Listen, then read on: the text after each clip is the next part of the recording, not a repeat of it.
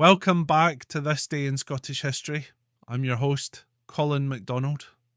Today we journey back to February 27th, 1545, to revisit a dramatic and hard-fought Scottish victory, the Battle of Ancrum Moor. This was a turning point in the brutal conflict known as the War of the Rough Wooing, where the Scots defied the might of Henry VIII and sent his forces retreating in disarray. And if you're curious about other fascinating events that happened on this day in history, be sure to check out my blog at bagtownclans.com/thisday. The link will be in the description. By the mid-16th century, Scotland found itself in the crosshairs of Henry VIII's expansionist ambitions. The English king sought to force a marriage between his young son Edward and the infant Mary, Queen of Scots. This would have effectively brought Scotland under English control, eliminating its long-standing alliance with France, but the Scots were not willing to submit, and so began the War of the Rough Wooing, a period of raids, battles, and devastating scorched earth campaigns as England attempted to break Scottish resistance. In early 1545, an English army under Sir Ralph Eure and Sir Brian Layton advanced into the Scottish borders. Their mission was brutal. They burned villages, looted churches, and terrorized the local population. Eure, in particular, was notorious for his arrogance, having reportedly boasted that he would seize lands from Scottish nobles and claim them for himself. This reckless overconfidence would soon cost him dearly. The Scots, led by Archibald Douglas, Earl of Angus, were determined to strike back. Despite being outnumbered, they devised a plan to use the rugged terrain to their advantage.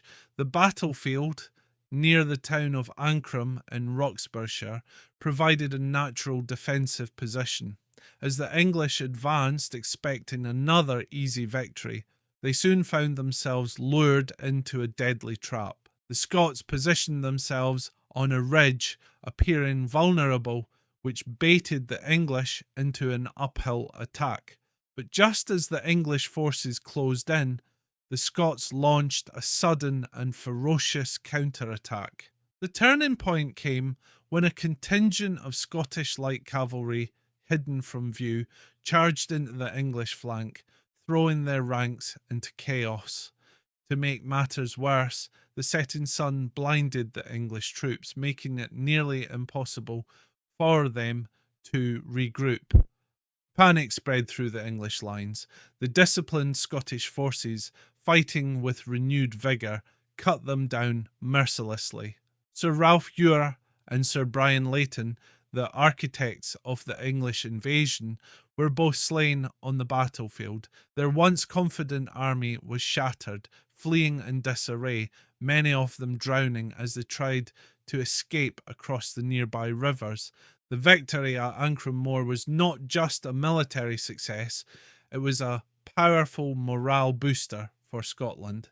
It proved that the English were not invincible and that Scottish resilience and tactical ingenuity could overcome superior numbers. The battle also reinforced the alliance between Scotland and France, further frustrating Henry VIII's ambitions. Though the war would continue, this victory gave Scotland a much-needed reprieve and reminded the English that conquest would not come easily.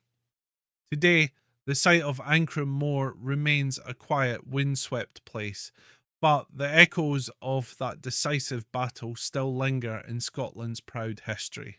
It was a moment when a determined force fighting for their homeland overcame the odds and sent a powerful message: Scotland would not be forced into submission.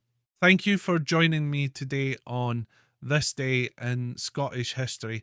If you've enjoyed this tale of strategy and defiance, don't forget to check out my blog For more historical events at bagtownclans.com/thisday. Tune in tomorrow for another journey through Scotland's remarkable past. I'm Colin MacDonald. Haste ye back.